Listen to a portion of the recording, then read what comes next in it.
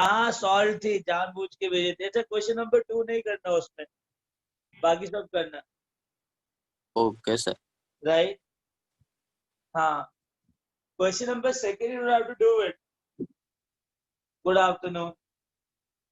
I have given you deliberately the solved example assignment because I know that when you solve it, there will be certain question. Yeah, good afternoon, sir. How are you?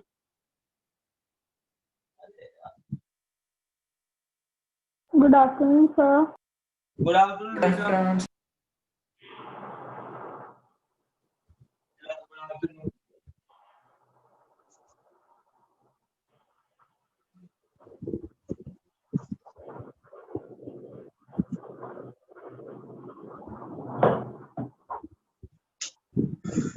Okay. Last class we have done. Yeah, what is Bhaman series? I'll let you know. Give me some time. Like I'll tell you. Bhaman series क्या है, क्या नहीं. Just give me some time. Right?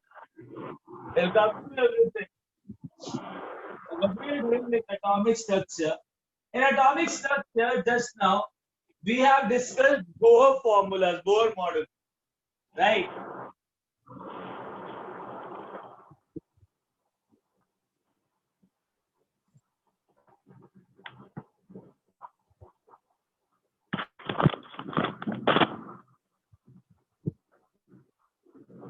Okay, Bohr's model. Now, listen, everyone.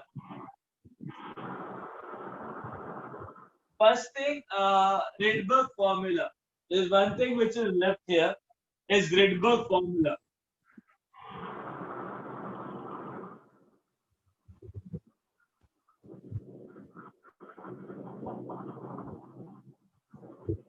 Listen, what is Rydberg formula?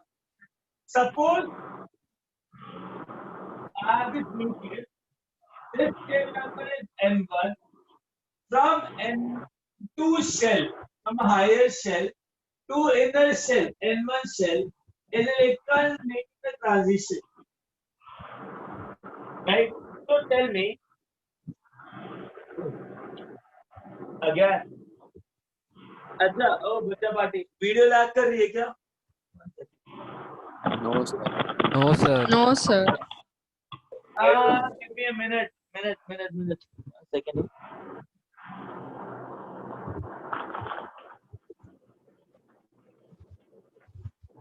Yeah. Yeah, fine. अभी ठीक रहेगा, tension मत लो, ठीक है। सुनो,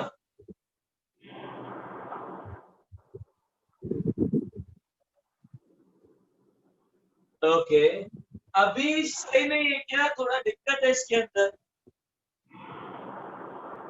Is it like blurred? Clear. Clear. Perfect. ठीक है, done. सुनो, ठीक है। अच्छा सुनो, मेरी बात सुनो। एक इलेक्ट्रॉन ऊपर वाले शेल से नीचे वाले शेल पे आ रहा है, ठीक है। So it's making a transition from N2 shell to N1 shell in an atom.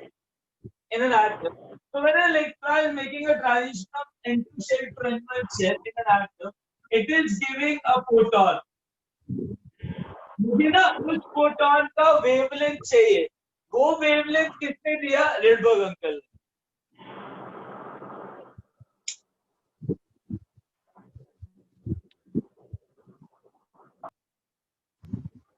Sir फिर से बताओ। Yeah. What I'm saying, an electron is making a transition from higher shell to lower shell. जब भी electron higher shell से lower shell में जाएगा तो obviously एक फोटोन देगा।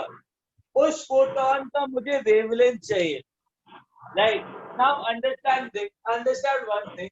लेट्स से ये हाइड्रोजन, हाँ, you can find out by equating both the energies. Just wait. Now it is hydrogen type species. So let's say atomic number Z ले लेते हैं।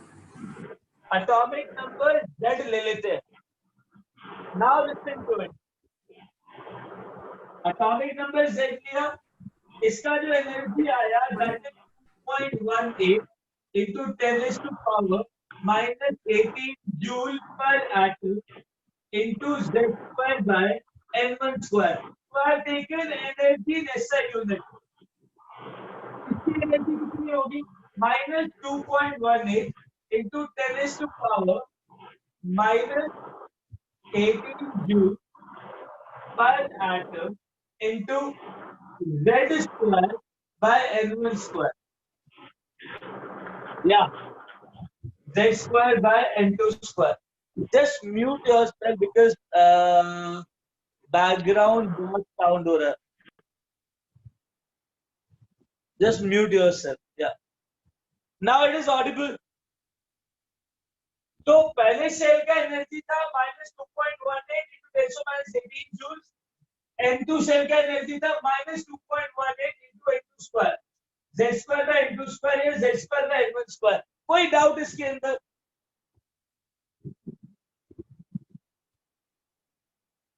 क्या इसके अंदर कोई भी डाउट नहीं? अब सुनो, मैं ये कह सकता हूं ना कि energy of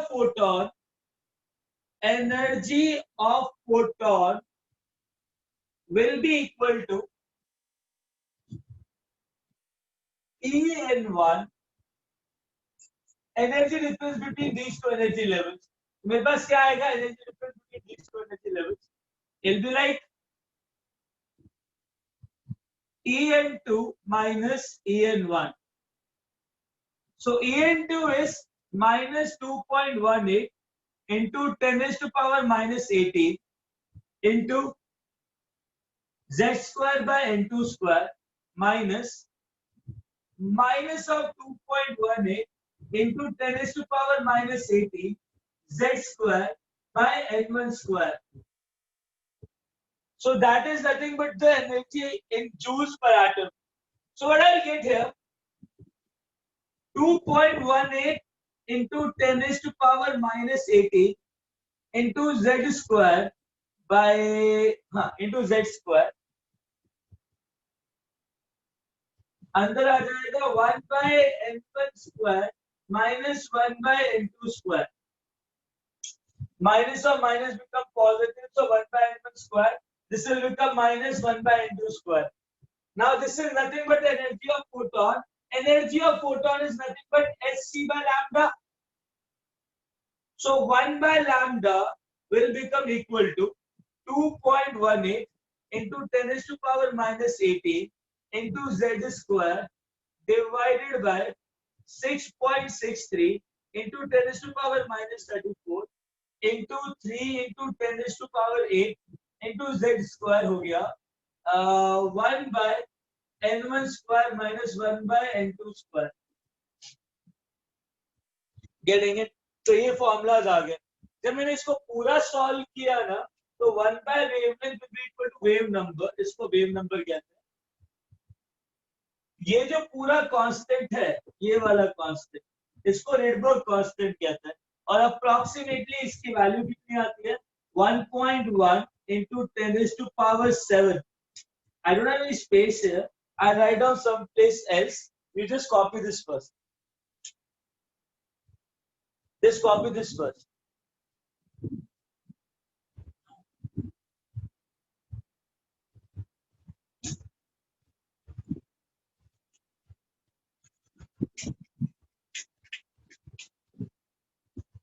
Done, sir. Sir, handwriting is not clear. कौन सी handwriting clear नहीं मुझे पता. ये N2 square है. बाकी कौन सी handwriting clear नहीं.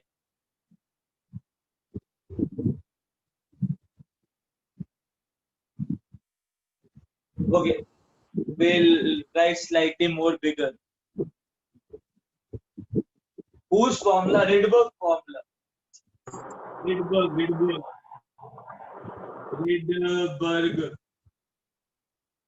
Rydberg's formula. Okay. Okay.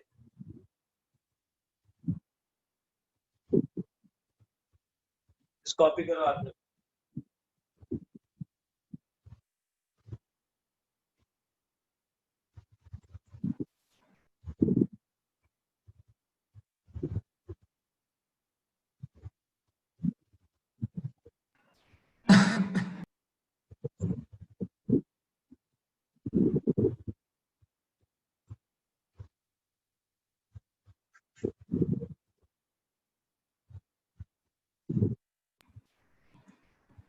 Done, sir.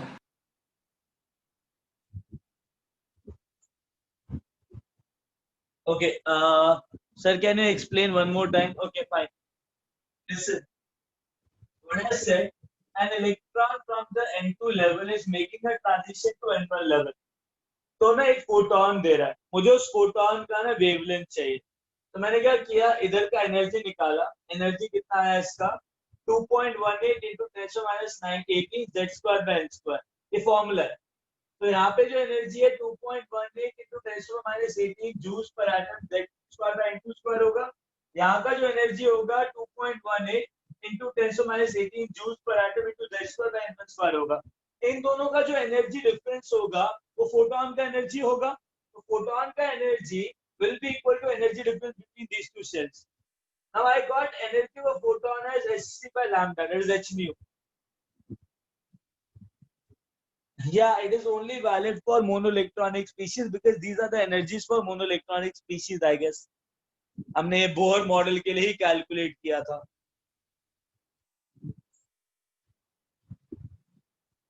Right? So understand one thing. So hc by lambda is equal to 2.18 into 18 Z²/8। तो 1 by lambda कितना होगा, hc को डिवाइड कर तो मेरे पास ये आ जाएगा। नाउ अंडरस्टैंड आगे करना क्या।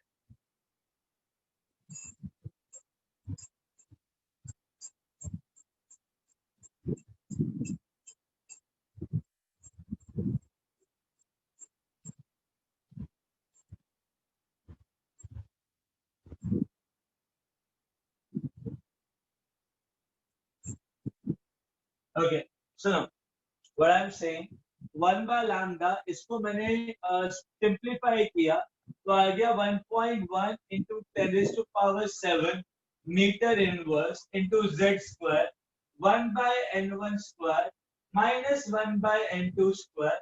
तो 1 by lambda is nothing but wave number। तो वेव नंबर मिल जाएगा, लैम्डा मिल जाएगा। It's a direct formula for calculation of wavelength of photon when it is making a transition from n2 level to n1 level. इस formula को use करने के लिए हमेशा याद रखना n1 should be lesser than n2, otherwise wavelength negative आ जाएगी, वो पॉसिबल नहीं।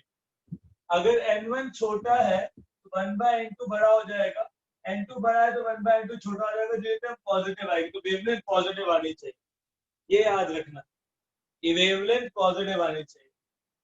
तो ये फॉर्मूला इसलिए यूज होता है ताकि मुझे वो वेवलेंथ मिले उस फोटोन की जो कि एमिट हो रहा है जब इलेक्ट्रॉन ऊपर से नीचे ट्रांजिशन मार रहा है। That's it. Okay.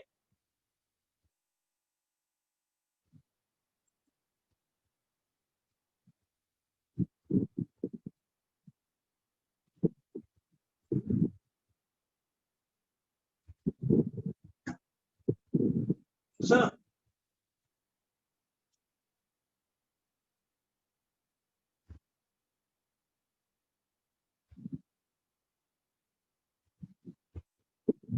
ये N2 है, ये N1 है। लेट्स से हाइड्रोजन एटम, मैंने लिया helium atom He+ ion. Helium atom में Z जो है वो 2 होता है, तो यहाँ पे मैं लेता हूँ N3 और जहाँ मैं N4 ले लेता हूँ, यहाँ से N4 से N3 जा रहा है। और यहाँ पे लेट्स से मैं Li+2 ले लेता हूँ जिसका एटॉमिक नंबर 3 है। तो यहाँ पे लेट्स से N6 से N4 पे लिसन, सपोज करो मेरे पास 3 एटम है, एक तो हाइड्रोजन है, एक हीलियम है और एक लिथियम है, राइट। एक इलेक्ट्रॉन हाइड्रोजन के N2 शेल से N1 शेल पे ट्रांजिशन कर रहा है, तो एक फोटोन दे रहा है। तो किसी स्टूडेंट ने पूछा मुझसे कि sir suppose if an electron is coming from N2 to N1 level, it is giving a photon. Sir, what should be the value of N1 and N2 for helium plus ion? वो क्या value होनी चाहिए N2 और N1 की इस helium plus में, ताकि जो इलेक्ट्रॉन यहाँ से यहाँ पर आए तो मेरे को सेम एनर्जी का photon they. That means when electron come from N4 to N3, I am getting the same energy of photon. Or what should be the value of N6 and N4 so that if the electrons are N6 and N5, so that the electron when it is making a transition to this point, it should give also photon which has same energy that of this and that of this.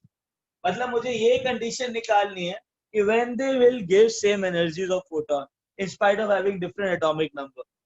You understood the thing what we are calculating here? Yeah. Now understand that if the photon has same energy, it will have same wavelength. A Yes, photon sir. has same energy, it will have same wavelength, correct? If Yes, they have sir. same wavelength, they'll have same wave number. 1 by lambda will also be same, no? Yes, sir. Exactly. Shall I say that 1 by lambda here should be equal to 1 by lambda here should be equal to 1 by lambda here. One more thing. This constant is known as Rydberg constant, RD. क्या बोलते हैं इसको? Rydberg constant. So nu bar is equal to 1 by lambda is equal to Rydberg constant into z square into this. Now understand. I want to find out the condition where this photon should be equal to this photon should be equal to this photon. So what I'll be doing, shall I say that 1 by lambda of N2 transition to N1 in hydrogen atom should be equal to 1 by lambda of N3 N4 transition to N3 transition in case of helium plus ion, and it's also equal to wave number of that photon in when it is making the transition from N6 to N5 in Li2 plus ion. Agree? So tell me what is the 1 by lambda formula here? 1 by lambda should be equal to Rydberg constant. That is 1.1 into 10 to the 7 into z square. What is the value of z square here? 1. 1. So 1 by n1 square minus 1 by n2 square should be equal to Rydberg constant into what is the value of z here? 2. Square I'll get. And what I'll get is 1 by n3 square, which is 1 by n2 square. And what is the value of z here? 3. Into 3 square, 1 by n5 square minus 1 by n6 square. So Rydberg गया. Done. Right? Sir camera का focus बार बार कीजिए ना. There's a lot of disturbance.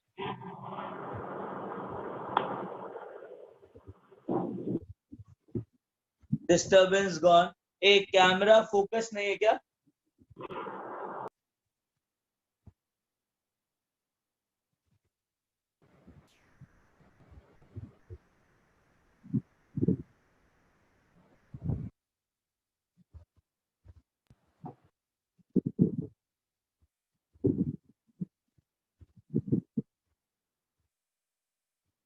Okay.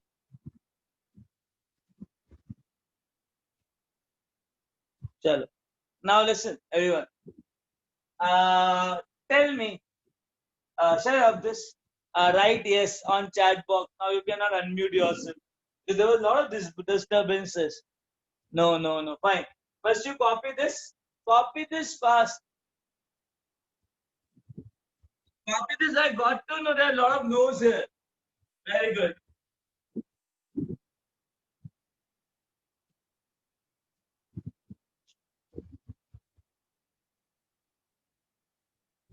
Very good.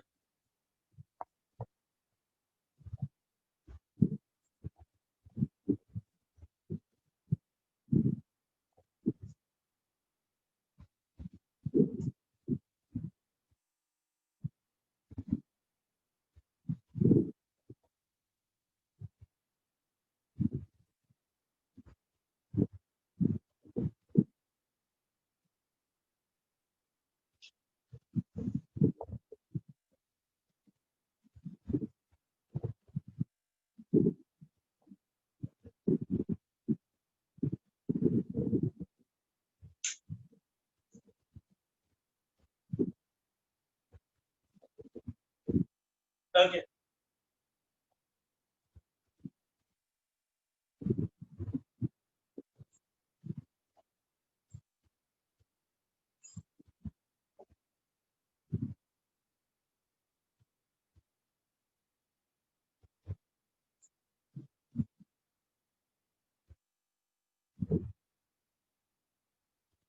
Sir, N1 greater than N2. Yeah, N1 is should not be greater than N2. See, you have to maintain the value such that N2 is greater than N1 always. Okay. You have to maintain that thing. Otherwise, lambda becomes negative, which is not possible. Wavelength can never be negative. Now listen.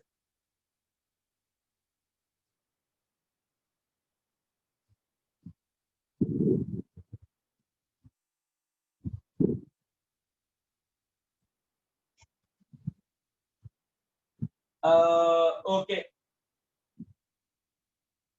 So I'll be getting 1 by N1 square minus 1 by N2 square is equal to 2 by N3 square minus 2 by N4 square is equal to 3 by N5 square minus 3 by N6 square. Uh,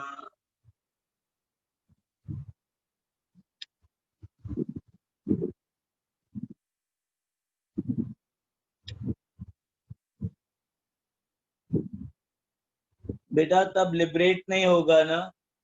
हाँ, higher shell से नीचे जाएगा तो हमेशा lambda positive रहेगा. That is fine. There is a liberated photon. पहले सुन लो इसको, है ना?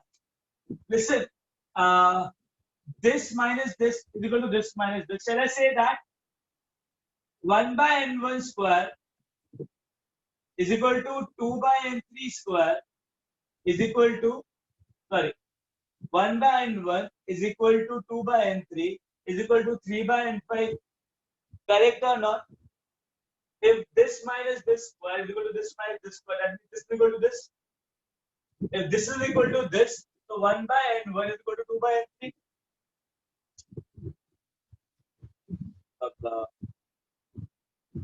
अभी ठीक है. तो 1 by N1 is equal to 2 by N3. 1 by N1 is equal to 3 by N5. Correct है ना? सिमिलरली अगर ये चीज इसके इक्वल है तो ये भी आपस में इक्वल ही होंगी. तो सुनो ध्यान से. N3 is equal to 2N1 और N5 is equal to 3N1. Similarly, N4 is equal to 2N2 और N6 is equal to 3N2. That I'll get. That I will get. हाँ. 1 second. दोबारा बोलो जरा.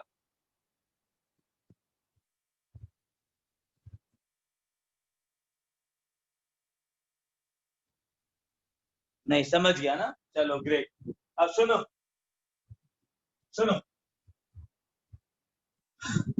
अभी क्या निकला?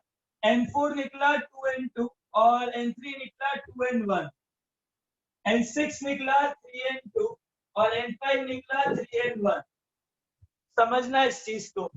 मतलब अगर कोई भी इलेक्ट्रॉन N2 से N1 तक जाता है हाइड्रोजन के अंदर, तो हीलियम के अंदर 2N2 से 2N1 जाएगा, जो कि हीलियम का एटॉमिक नंबर 2 है.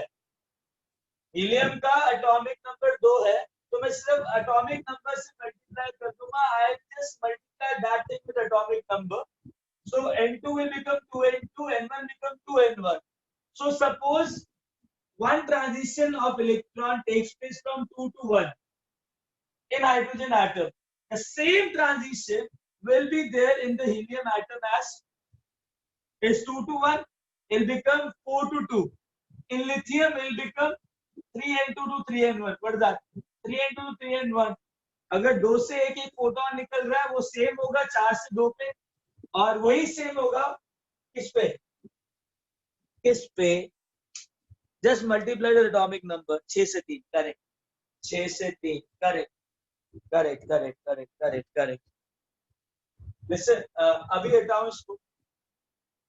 हाँ करेक्ट. अभी हटाओ इसको. हाँ अब सुनो, हाँ अभी सुनो, अरे रिकॉर्डिंग पे है ना, हाँ थैंक गॉड। सुन,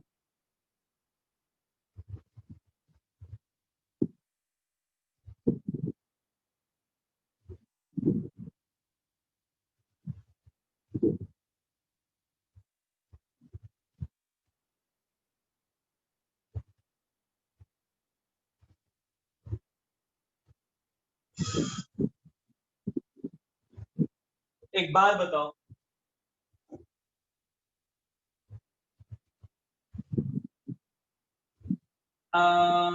एक इलेक्ट्रॉन, एक इलेक्ट्रॉन हीलियम प्लस में फोर्थ शेल से सेकंड शेल पे आ रहा है लाइक दिस, तो उसने ना एक फोटोन दिया, मुझे ना उस फोटोन का वेवलेंथ चाहिए, तो जल्दी बताओ कितना होगा। I want the wavelength of that photon. Very fast. Giving you 2 minutes to solve this question. An electron is making a transition from fourth shell to second shell in helium plus ion.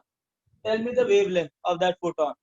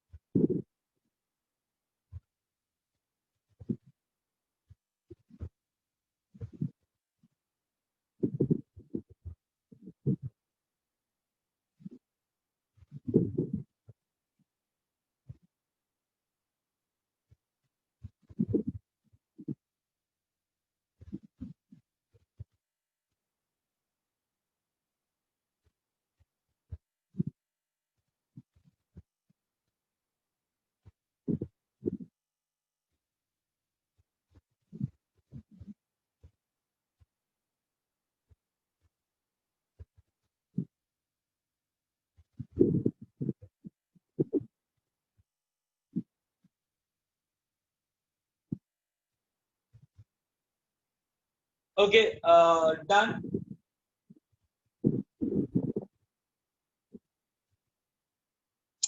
Sir ऊपर का explain करो ना please. अरे सुनो, ये वाला ना बेटा, मैं करता हूँ, रुक। या सुनो सुनो सुनो सुनो, पता है क्या,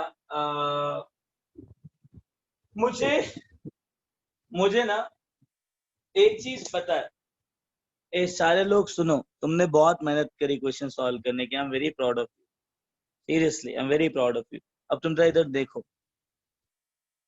second shell of helium is equal to first shell of hydrogen.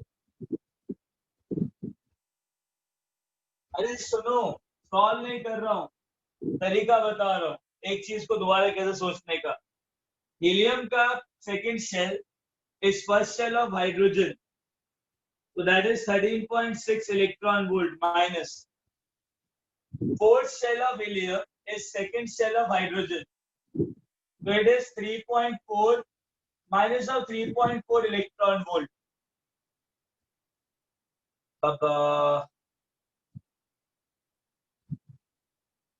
एक बात बताओ, अभी तुमको एक चीज बताई कि अगर कोई भी इलेक्ट्रॉन हाइड्रोजन के अंदर N2 से N1 पे आता है, तो हीलियम के अंदर वही इलेक्ट्रॉन अगर मैं देखूं 2/N3 is 1/N2, so N3 कितना हो जाएगा 2 times N1, तो जो N3 होगा वो 2N1 होगा और N4 होगा वो 2N2 होगा, तो हीलियम के अंदर वही फोटॉन कब मिलेगा जब इलेक्ट्रॉन 2n2 से 2n1 तक आ रहा है और लिथियम का एटॉमिक नंबर 3 है, तो लिथियम के अंदर वही ट्रांजिशन कब मिलेगी जब 3n2 से 3n1 तक आ रहा है इलेक्ट्रॉन।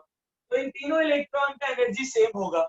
जब हीलियम के अंदर इसने बोला 4 से 2 पे इलेक्ट्रॉन आ रहा है, तो हाइड्रोजन के अंदर वही शेल 2 हो गया, वही शेल 1 हो गया, तो 2 से 1 पे कितना आ जाएगा 10.2 इलेक्ट्रॉन वोल्ट फोटॉन का। अरे बाबा इतना समझ में आया कि अगर 4 से 2 हीलियम पे है तो हाइड्रोजन पे 2 से 1 होगा, उसका आधा, और अगर 2 से 1 है हाइड्रोजन पे, उसका डबल हीलियम पे होगा, उसका ट्रिपल लिथियम पे होगा। एग्री? ये अभी हमने किया थोड़ी देर पहले। अब सुनो ध्यान से, तुमको मैंने बोला हीलियम प्लस में 4 से 2 पे इलेक्ट्रॉन गिर रहा है, वही इलेक्ट्रॉन 2 से 1 पे गिरेगा हाइड्रोजन के, मतलब कितना एनर्जी है उस फोटोन का? फोटोन का energy directly 10.2 electron volt. Photon का एनर्जी है 10.2 इलेक्ट्रॉन वोल्ट। अब सुनना ध्यान से, तो hc by lambda is equal to 10.2 electron volt. So lambda comes out to be hc by 10.2 electron volt. That comes out to be 6.63 into 10 to the power minus 34 into 3 into 10 to the power 8 divided by 10.2 into 1.6 into 10 to the power minus 19 joules, because I have to convert into SI units. I have to convert that thing into SI units, तभी होगा। जब मैं इसको solve करूंगा ना, इसको solve करूंगा, मेरे पास आ जाता है 12400 into 10 to the power minus 10 meter divided by 10.2. In other words, I'll get 12400 angstrom divided by 10.2. तुमको पता लग रहा होगा कि मैं क्या कर रहा हूँ। मैं ये कर रहा हूँ कि मैंने H निकाला 10.2 इलेक्ट्रॉन वोल्ट। मुझे पता है H क्या होता है, Hc by लैम्डा, तो लैम्डा कितना हो जाएगा Hc by 10.2। बेटा 10.2 कैसे आया? हाइड्रोजन का N1 कितना होता है एनर्जी? फर्स्ट शेल का एनर्जी हाइड्रोजन के अंदर रटवाया था उस दिन। पहले शेल का एनर्जी कितना? माइनस, पहले शेल का एनर्जी कितना है बेटा? Minus, remember minus something energy was there 13.6। N2 का कितना लेवल था, एनर्जी था? N2 सेकेंड शेल पे एनर्जी कितना था? 3.4 माइनस ऑफ 3.4, तो 3.4 एंड 13.6 के बीच में डिफरेंस कितना हुआ?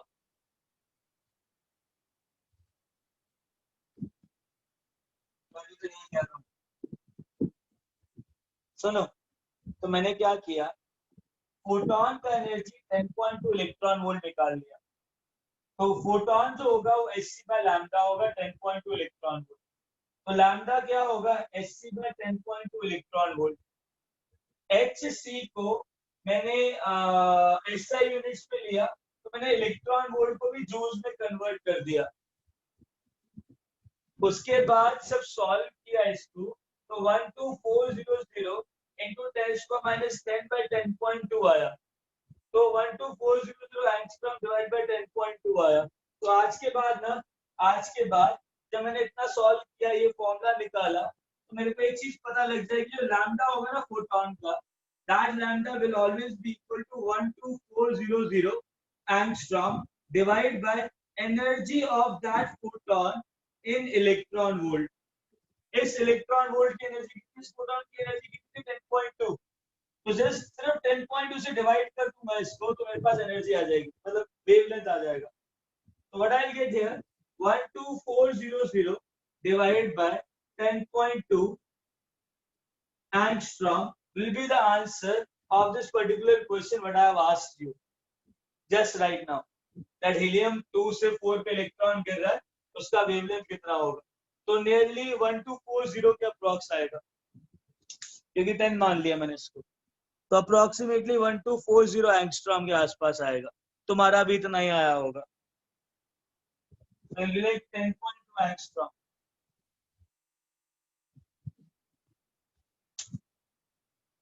हाँ, तो इसको ना डायरेक्ट फॉर्मूले को लिख लो।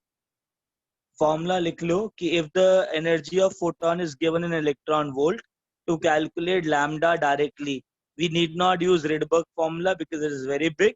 We can use that direct formula, 12400 angstrom divided by energy in electron volt. So you will get directly the wavelength in angstrom. So which is cheap or which is peaceful, this one or like Rydberg? Which formula you will use from now onwards? Which formula you will use? This one, right? But for this formula, you require energy in which units? तुमको energy किस units में चाहिए?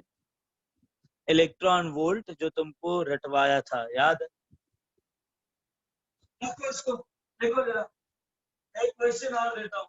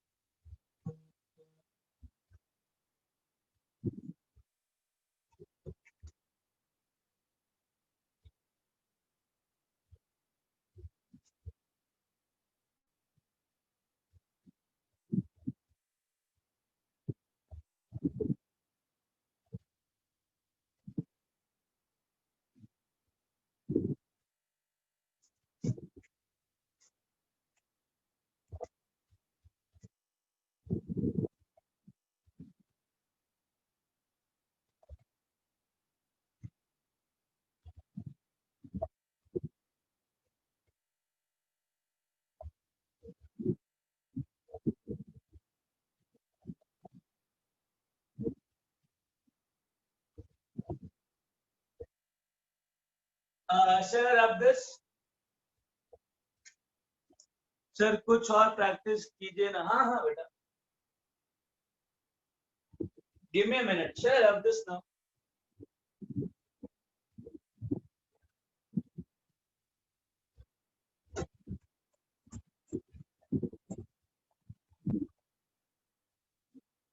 हाँ बेटा. N005. Yeah. हाँ. Hello. Hello. Hello.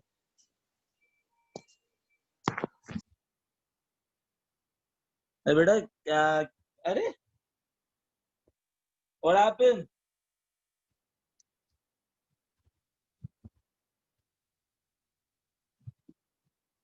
Aditya SV.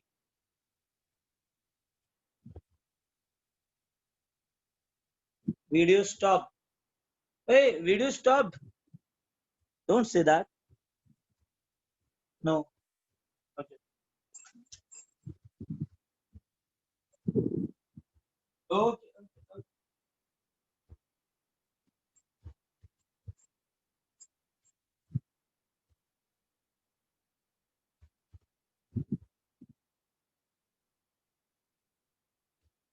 Okay. Now listen, everyone.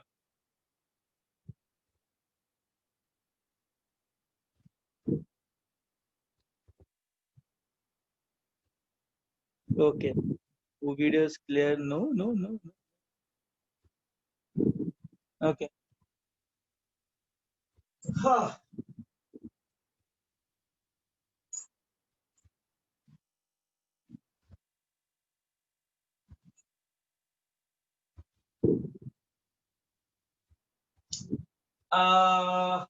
Fine. Listen. An electron is making a transition from second level to first level of hydrogen atom, giving a photon of wavelength lambda.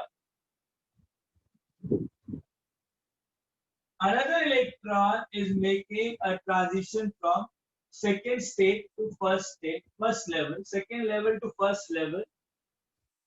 In case of He plus ion, helium plus ion, giving another wavelength of lambda dash of that particular photon. Now understand that another electron in beryllium 2 plus is making a transition from energy N2 to energy N1, giving a wavelength lambda, which is equal to lambda dash. Just equal. Okay. Now what do you have to calculate here? The value of lambda by lambda dash ratio, and value of N2 and the value of N1.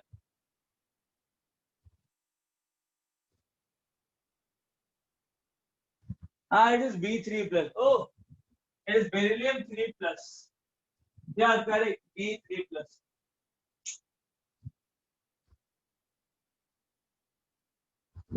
करो solve करो, देखता हूँ कहाँ तक करते हो.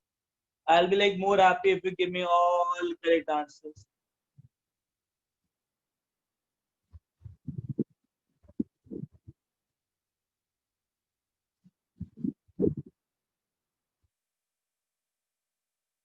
Sir, what is N1 and N2? Beta, that's what I asked from you.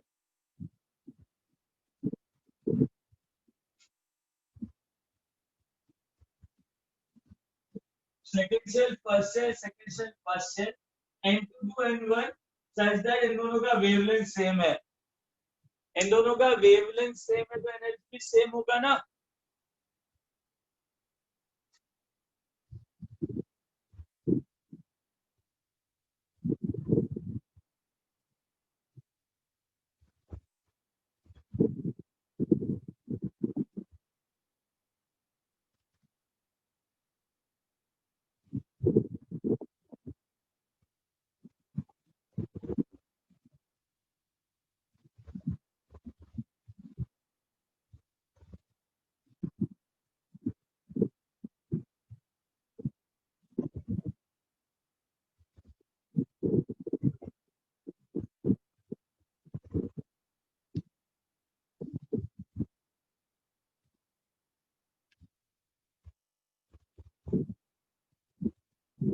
Okay, solve किया.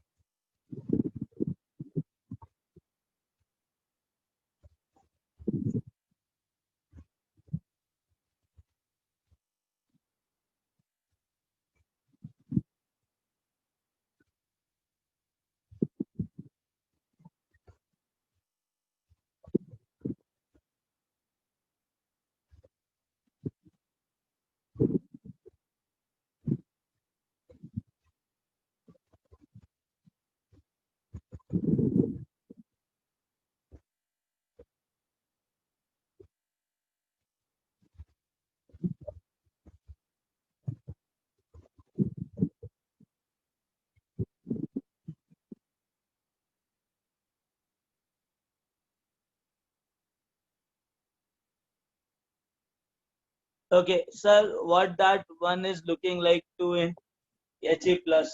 अरे यार ये 1 ही है, 2 नहीं है, एक ही है, एक 1 है. Second cell to first cell, second cell to first cell. Ratio is 4. अच्छा. Okay. अच्छा, कोई मुझे एनर्जी का फॉर्मूला बताएगा? एनर्जी क्या होता है? -13.6 electron volt into Z square का N स्क्वायर. सही है कि नहीं?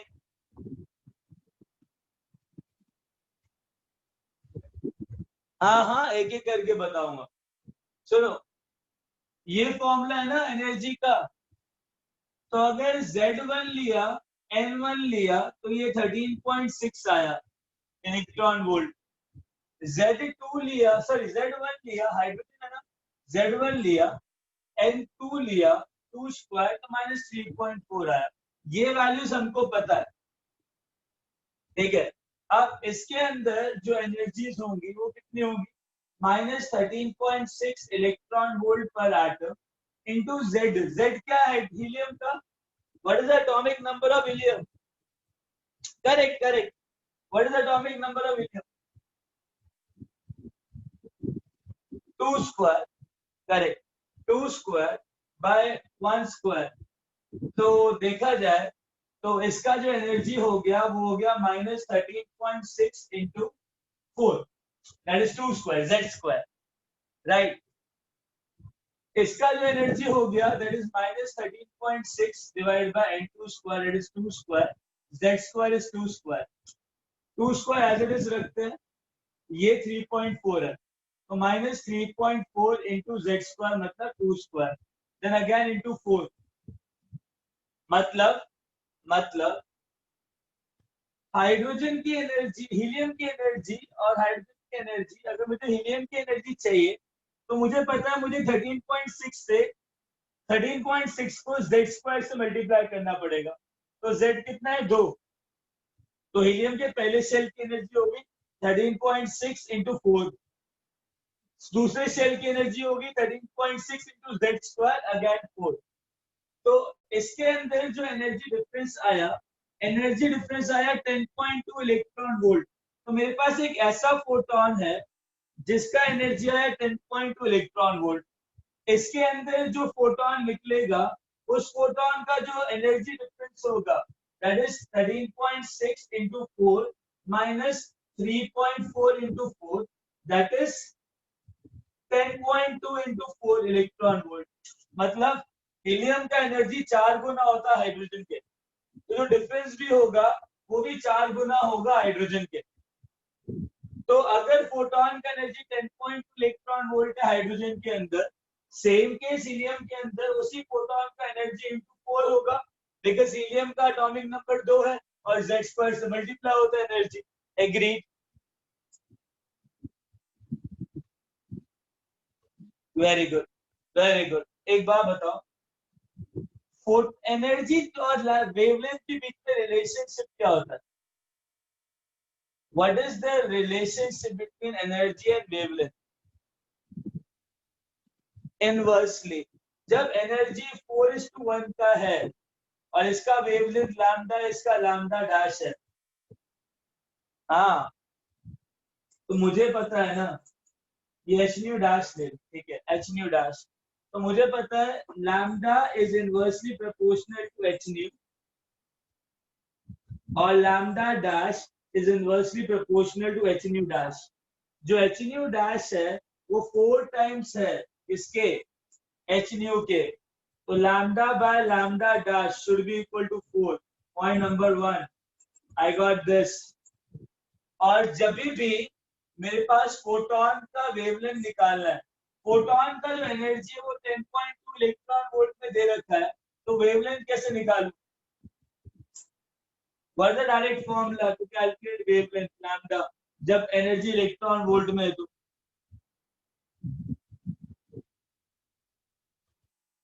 12400 correct angstrom divide by 10.2. So I'll get the lambda in angstrom. I guess मेरा काम खत्म. अब प्रॉब्लम ये है कि यहाँ पे मुझे बताना है कि कौन कौन सा N2 होगा, कौन कौन सा N1 होगा, कौन कौन सा N2 होगा, कौन कौन सा N1 होगा. तो अभी एक चीज याद रखना कि कोई भी यार ये गलती कर दी मैंने, छोटी सी गलती कर दी. पूछो क्या?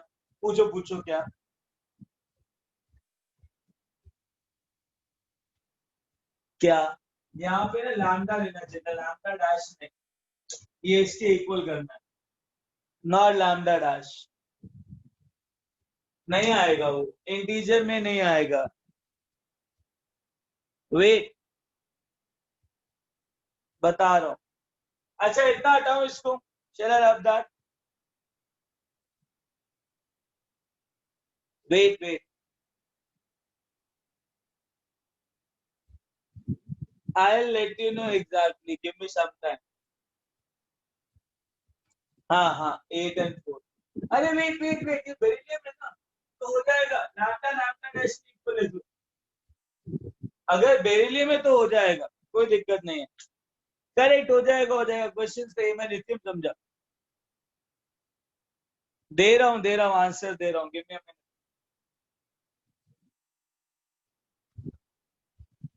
Shall I rub this?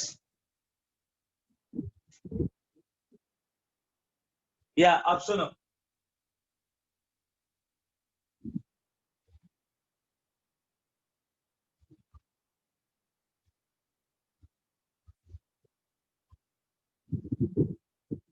अब जो बता रहा हूं उसको ध्यान से सुनना, ठीक है।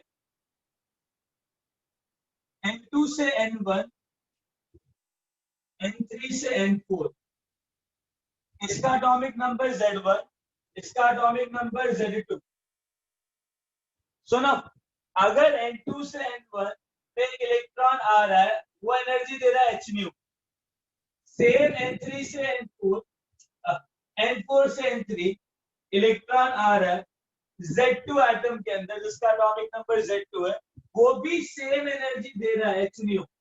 तो क्या होता है, कौन सी कंडीशन वैलिड है? अभी निकालिए थोड़ी देर पहले। कंडीशन कौन सी वैलिड है? Atomic number into shell number should be equal to atomic number into shell number. Atomic number into shell number should be equal to atomic number into shell number. ये बात समझ में आई? जब पिछली वाली डेरिवेशन देखोगे ना, उसमें सब समझ में आएगा। Atomic number into shell number equal to atomic number into shell number, हमेशा गेटिंग इट? ये इक्वल होता है। अच्छा एक बात बताओ, एटॉमिक नंबर कितना है हीलियम का? एटॉमिक नंबर कितना है हीलियम का? 2। बेरिलियम का एटॉमिक नंबर कितना है? बेरिलियम का एटॉमिक, बेरिलियम का, हाँ लिथियम नहीं, बेरिलियम 4। तो एटॉमिक नंबर 2, एटॉमिक नंबर 4, तो एटॉमिक नंबर इनटू 2, तो 2 into 2 should be equal to 4 into N2, तो N2 comes out to be 1. What the hell? Okay, ठीक है।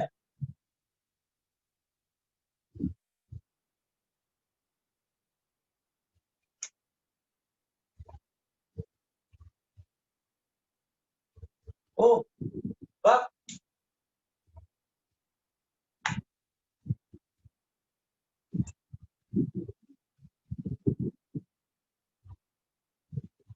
ये उल्टा हो गया। वेट, क्या सेम होता है? Z1 by N2 is equal to Z2 by N4, ये होता है। सेम नहीं होता है, उल्टा होता है। और Z1 by N1, Z1 by N1 is equal to Z2 by N3। अरे यार निकाला था ना, Z1 square 1 by N1 square minus 1 by N2 square is equal to Z3 square, Z2 square 1 by N3 square minus 1 by N4 square. अगर याद हो तो Z1 by N1 Z2 by N2 के इक्वल होता है, N3 के equal होता है, Z1 by N2 Z2 by N2 4 के इक्वल होता है। ये वाला रिलेशन होता है।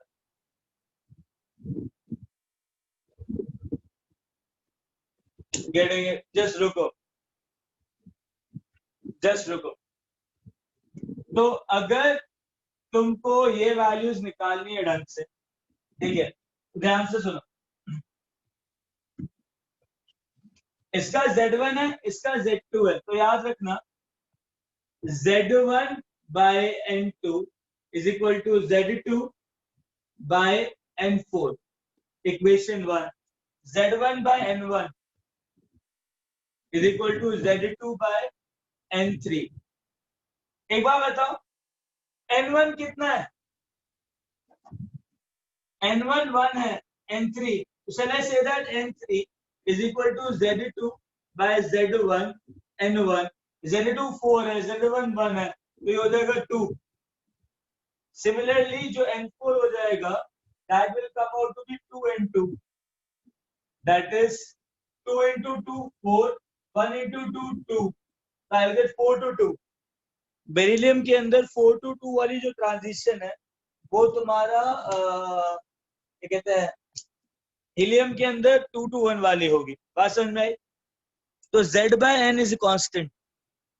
किसी को इसके अंदर डाउट है तो हाँ क्वेश्चन मार्क का सिंबल बनाओ।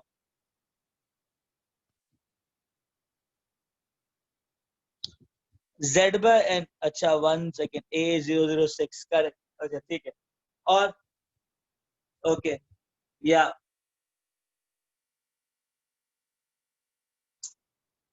पहले से लिख लो, 2 मिनट दो, पहले इसको लिख लो, लिख लो इसको।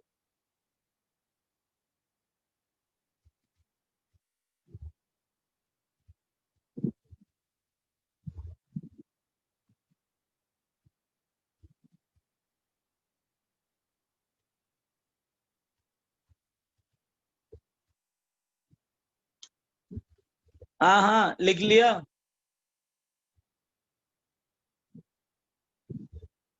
Have you written that? Say yes.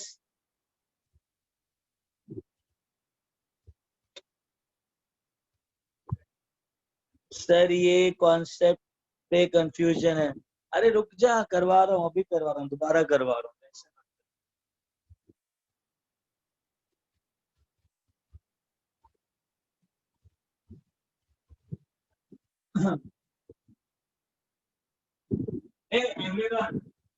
Confuse मत हो, इधर देखो।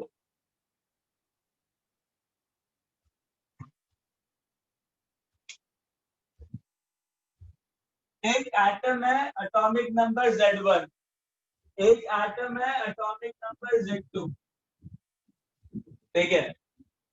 इसके अंदर एक इलेक्ट्रॉन N2 से N1 पे आ रहा है, इसमें एक इलेक्ट्रॉन N4 से N3 में आ रहा है।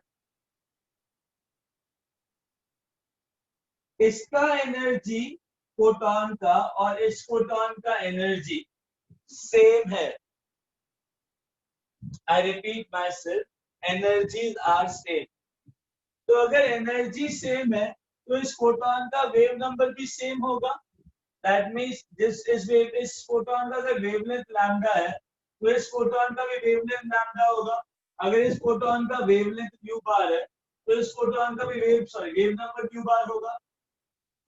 तो चक्कर क्या है, जब फ्रीक्वेंसी सेम है, फोटॉन की एनर्जी सेम है, तो वेव नंबर भी सेम होगा। तो हाँ एनर्जी सेम है। नाउ अंडरस्टैंड, एनर्जी जो है वो सेम है।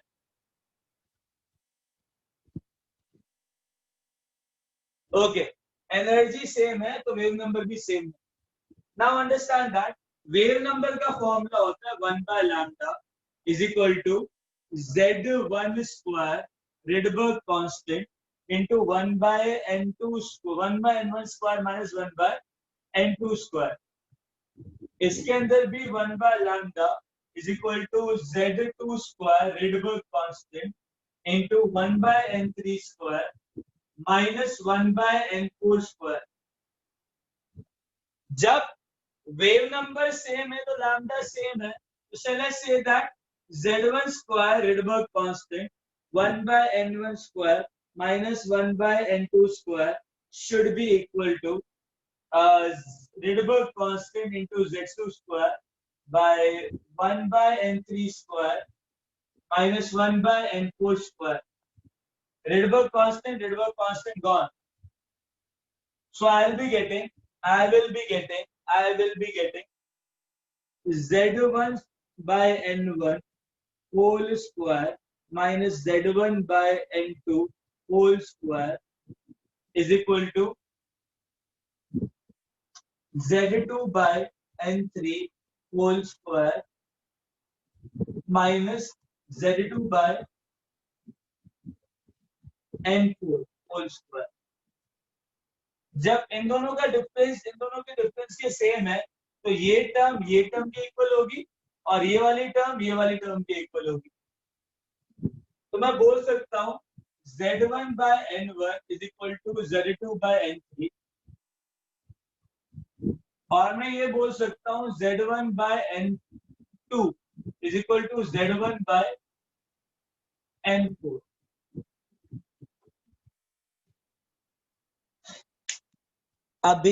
अभी समझ में आया क्या किया मैंने?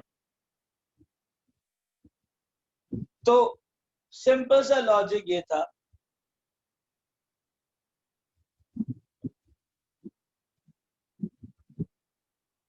हाँ मैंने कहा कि अगर वेव नंबर सेम है तो ये वाला जो यूनिट है और ये वाला जो वैल्यू है वो सेम होना चाहिए। रिडबर्ग फॉर्मूला लगाया, जब रिडबर्ग फॉर्मूला लगाया तो RH और RH कैंसिल हो गया, बचा ये। तो Z1 square bye N1 square को Z1 बाय N1 स्क्वायर लिख लिया, Z1 square by N2 square को Z by N2, Z1 by N2 whole square लिख लिया, Z2 square by N3 square को Z2 bye N3 whole square लिख लिया, Z2 square by N4 square को Z2 bye N4 whole square लिख लिया। तो अगर ये चीज इसके इक्वल है तो ये इसके इक्वल होगा और ये इसके इक्वल होगा, यहाँ पे लिख दिया। कोई दिक्कत?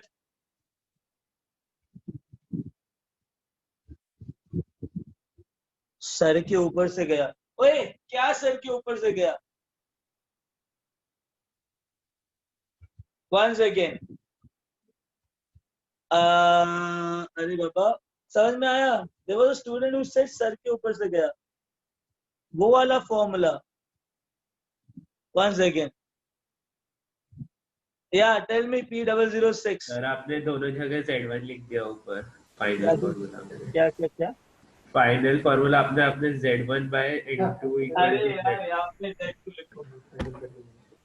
फ्लो है ना, फ्लो खराब है। हाँ आगे। अरे बाबा ये नहीं, एक स्टूडेंट था जिसने कहा सर से ऊपर से गया, कौन है वो? हाथ खड़ा करो यार। Tell me who said. हाँ वही डाउट था मुझे। अच्छा अभी तो नहीं है ना? अच्छा सुनो, जब मैं कह रहा हूँ ये इसकी इक्वल होगा और ये इसकी इक्वल होगा तो डाउट क्या है? इन अदर वर्ड्स समझना है इस चीज को।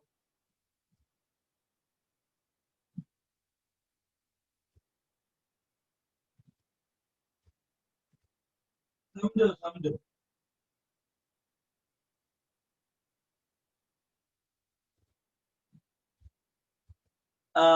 Sir ABCD।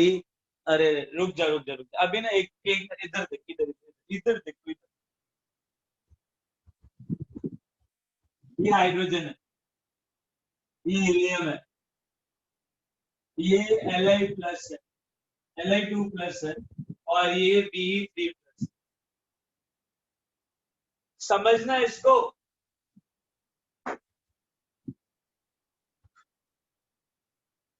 एक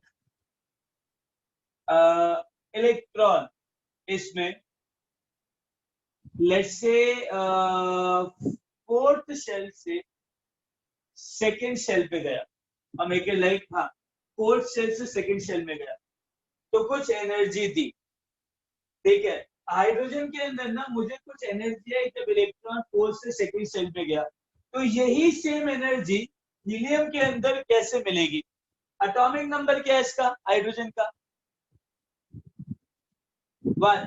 तो लिख सकता हूं ना Z1 bye N4, atomic number कितना है? 2। तो 2 बाय इसको ले लो यार, N1 ले लो, N2 ले लो, N3 ले लो, N4 ले लो, N5 ले लो, N6 ले लो। अभी जो ये फॉर्मूला निकाला उसमें एटॉमिक नंबर ऊपर है तो 2 आ गया एटॉमिक नंबर। तो शेल नंबर 4 था, इसके अंदर शेल नंबर N2 था, तो N2 कितना आएगा?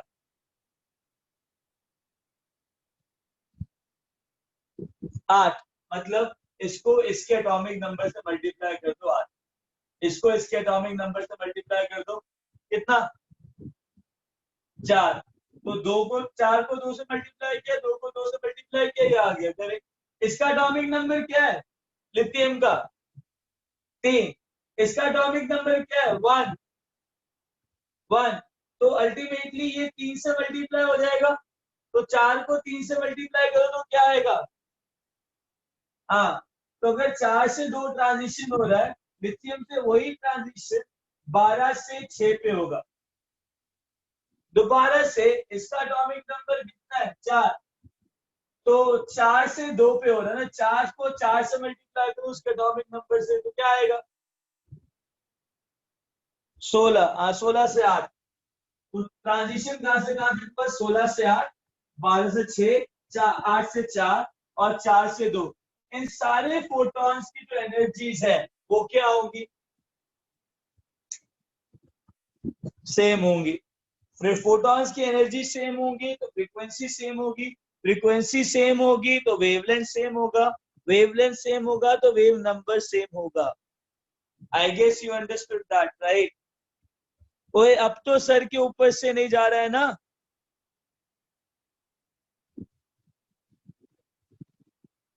गुड। चलो अभी हटाओ इसको। चलो बढ़िया।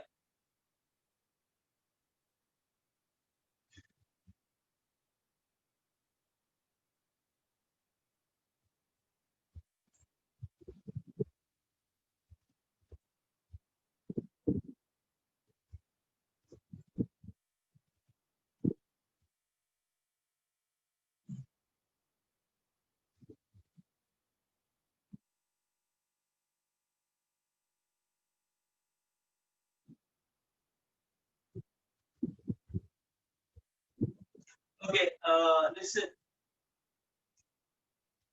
एक बात बताओ, एक इलेक्ट्रॉन NH शेल में मूव कर रहा है विद वेलोसिटी v, ठीक है? मुझे ना टाइम पीरियड निकालना है, that how much time will be taken by that electron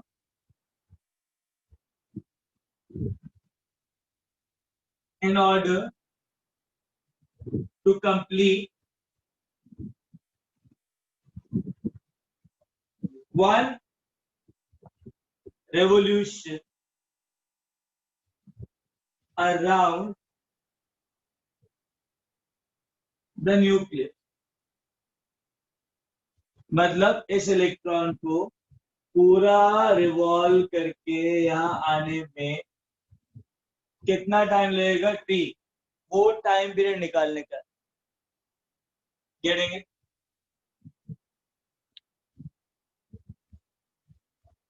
या P006। 2 pi radius of nucleus upon velocity. ये दोबारा बोल हिंदी में। 2 pi radius of nucleus upon velocity. By Radius of NH. distance by velocity, right? Distance by speed।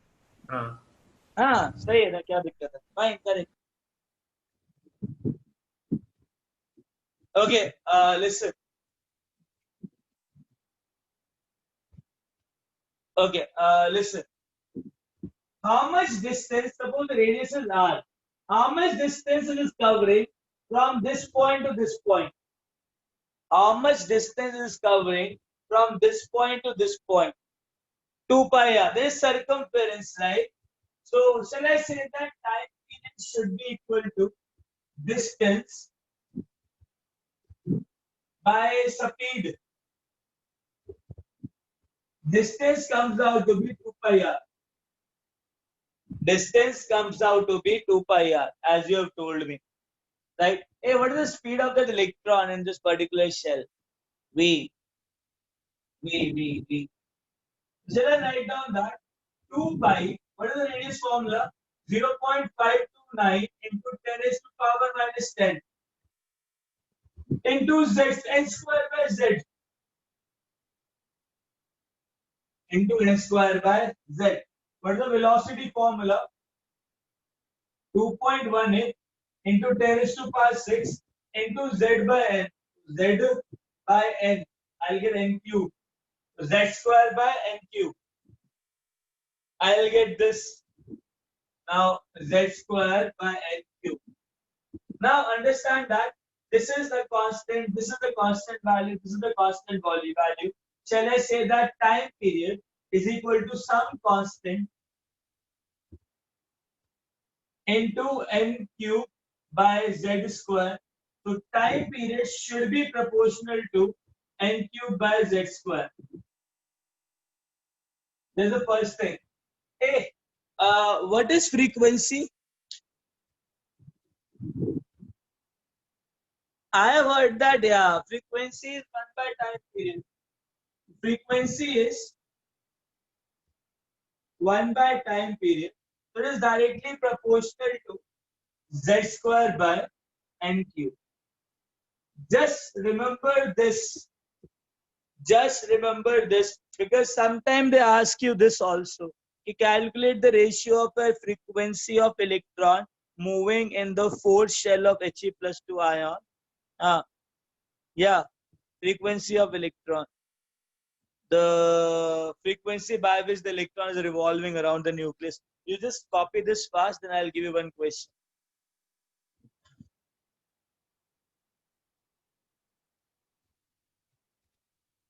So shouldn't it be z cube? 1 second. Why will be z cube? This is n square by z, no? It's not n square by z square. It will be like z only, z square only, not cube.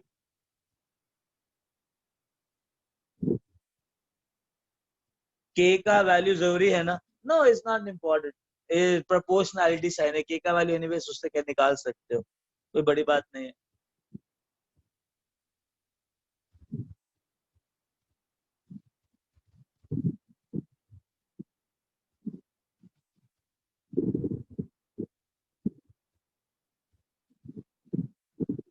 Why is it n cube? बेटा एक बात बता. Radius is directly proportional to n square. E is inversely proportional to what is that? N. So n square ऊपर n जाएगा, n cube होगा ना?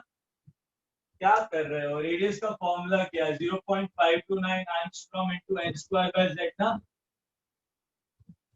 और velocity का फॉर्मूला है 2.18 into 10⁶ मीटर पर second into z by n. So obviously, if I'm using both the variables here divided by v, so z square and n cube will become, no? Use that formula, you'll get it. Yeah, you will.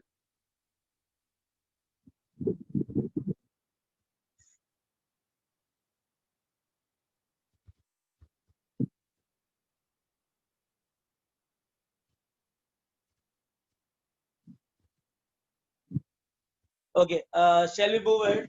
Say rub this. Okay, great. Very good. Now listen, tell me.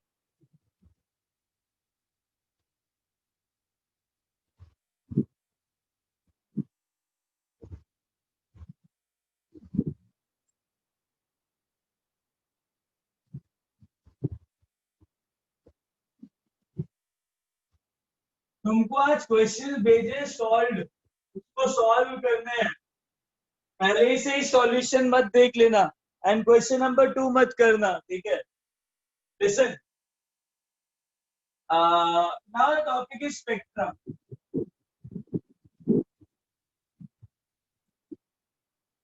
या spectrum, spectrum. कोई बताएगा spectrum क्या है? रुको, कोई हाथ खड़ा करके बताओ स्पेक्ट्रम क्या है.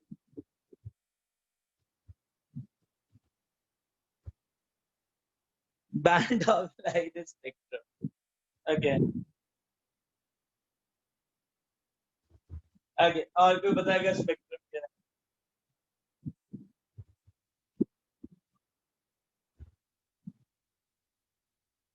कोई भी. Dispersion of white light is spectrum. But there is dispersion, not spectrum. Yeah. P008. रुको, बोलो. So wavelength released by electron light. No. और कुछ स्पेक्ट्रम थे. स्पेक्ट्रम, स्पेक्ट्रम का डेफिनेशन क्या होता है मुझे बता दो बस.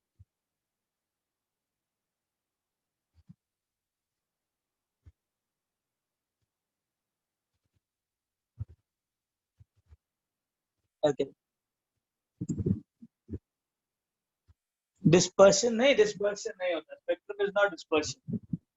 Band of all color. But let's check it out. Some other thing. Okay. Listen.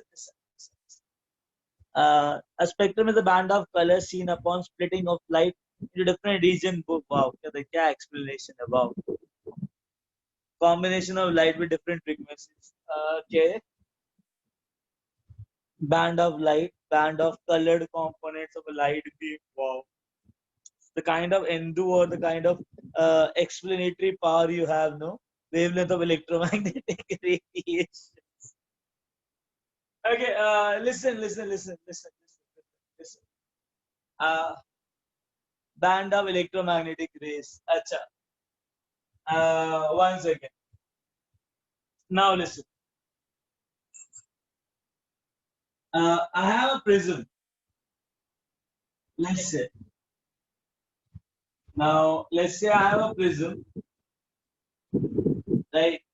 अरे सुन लो अब हो गया हमने बहुत डेफिनेशन सुन ली. अब प्रिज्म सुनते हैं. ठीक है. सपोज करो इस प्रिज्म में ना बहुत सारे अरे बैंड ऑफ चुप बैंड हो गया. कब खत्म हो गया बैंड. अभी ना एक काम करते हैं. विल कॉन्सेंट्रेट है. Not band now. Right. Listen it's very important. Stop it. Yeah. Stop it. Chalo. Now listen. Understand.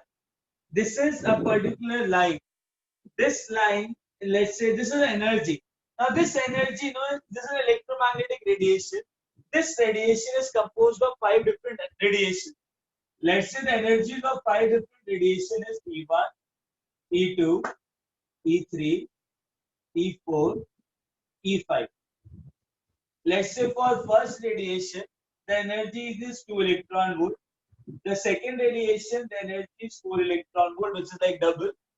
Third energy is 6 electron volt. Fourth energy is 8 electron volt. And the fifth energy is 10 electron volt, right? Right. Now understand one thing. Understand. Now we know that whenever a light is moving from a rarer medium to a denser medium, it have a tendency to bend. Agree? How did you get the values? Hey, I assume. I never got these values. I have assumed. Right? I have assumed it to make you understand. Yeah. Now listen. Yeah. Listen. Now it has a tendency to undergo bending. You know what? Greater the energy of energy radiation, greater will be frequency, and bending is only a function of frequency. So greater the frequency, greater will be bending. So you just tell me which line here will face more bending. Which line here will face more bending? 5. Right? Now understand that. It's supposed to go like this. I'm not going like this. Every line is bending. Now understand that maximum bending E5, then E4, then E3, then E2, then E1. There's the bending. Yeah. The maximum bending will be there for E5, then E4, then E3, then E2, then E1. So I'm getting 5 energy radiation and maximum band bending will be for E5 and minimum bending will be for E1. Another thing is, I want to observe these 5 lines. So what should I do? Now understand that suppose these lines are not in a visible region. Doesn't exist in a visible region. So I cannot use the white paper. Oh, I can see, oh, this is the violet color. No. I cannot see this. These are not in the visible region. Let's say. Not zinc sulfide. I'll do one thing. I'll take a photographic plate. I will take a photographic plate. Because photographic plate is a plate where it is coated with gelatinous AgBr. And you know what? सुन लो. लिखो नहीं, सिर्फ सुनो. Chat box छोड़ दो अभी. photo photographic plate, right? Photographic plate is made up of gelatinous AgBr. So I have a coating of a paste of AgBr on a photographic plate. So whenever any radiation falls over it, let it be your ultraviolet region, let it be your gamma, let it be your X-rays. So any electromagnetic radiation, when it is falling over the photographic plate, AgBr undergo decomposition and a black mark formation takes place. So I'll get a black spot. Are you getting a point? So whenever an energy line which is bombarding over this photographic plate, I'll be getting a black spot over it. I said photographic plate is made up of gelatinous AgBr paste. So a paste of AgBr is coated over it. Now any electromagnetic radiation, when it is like falling over this photographic plate, what will happen? It'll decompose this AgBr into Ag and Br2. So AgBr decompose होके Ag और Br2 बनाता है, और जो Ag है ना, Ag, that is like black color spot or black color line on the photographic plate. तो Ag बनने के बाद एक black color line बनती है. हाँ, it is photolytic decomposition. You understood that? But all the waves don't affect the plate like radio waves. Radio waves won't do it. But most of the electromagnetic radiation which has high energy will do it. Are you getting a point? Visible will do it. Not a big issue. Understood? Chalo, आगे चलते. Wow. Nice. Listen, I have a photograph of plate. Now understand that E5 will fall over it, creates a line. After that, E4, then E3, then E2, then E1. So I am getting E1 to E5. 5 lines I am getting. Now understand that this collection of lines is spectrum. If I am collecting any energy radiations, if I am plotting them, if you are having a white light, you can plot them on a piece of paper. No, they'll not be continuous. Not necessary. Tomorrow will not tomorrow, day after tomorrow. I don't know. Saturday, Sunday we'll be doing that thing in Excel, in nicely. And what is that? So that means E5 will be darker. No, I'm saying E5 to E1 will be darker, but the gaps will be there. E5 will be lower most. Why? Because it has high energy.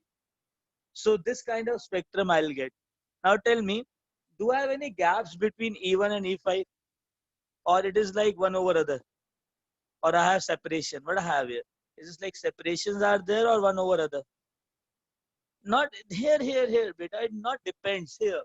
Here it is like separation or gaps. Gaps are there, right?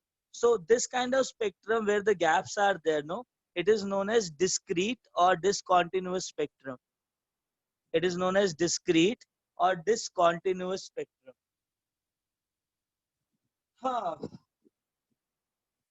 Chalo, I'll just keep it down because now I have a class, one more class, right? So you guys carry on. So next class, Saturday, Sunday, we'll be having this spectrum fully, right? And please solve this question which I've given you. Which one? हाँ यार, जल्दी होता अपना. So whenever you are in a field low, then it'll get over fast. Don't worry. Correct. Spectrum है, discrete spectrum. Yeah. Correct. Now listen. Except question number 2, you have to do everything nice, right? That is a solve problem. Anji, G016. उधर जाओ भाई. Yeah, take care. Bye. I'll give you one more practice sheet. See, the thing, the thought process was, once you are getting over with this solve problems, no, then you will have a lot of what? You will understand the concept nicely. Then I'll give you objective. Today I'll send you objective, right? तुमको question number 2 छोड़ के बाकी सब करना है. Reference book में आज देता हूँ, बात करके देता हूँ. नीलेश जी को, अनूप जी को फॉरवर्ड करता हूँ, they will be forwarding you the list, ठीक है। चलो बाय, टेक केयर, या सी या, बाय बाय, टेक केयर, या बाय।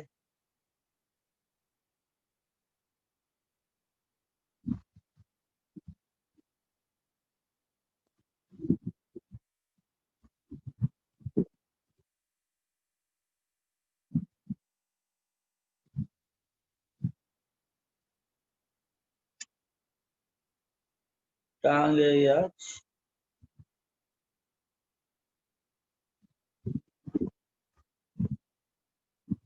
सर बन गया, मैं होस्ट बना दिया।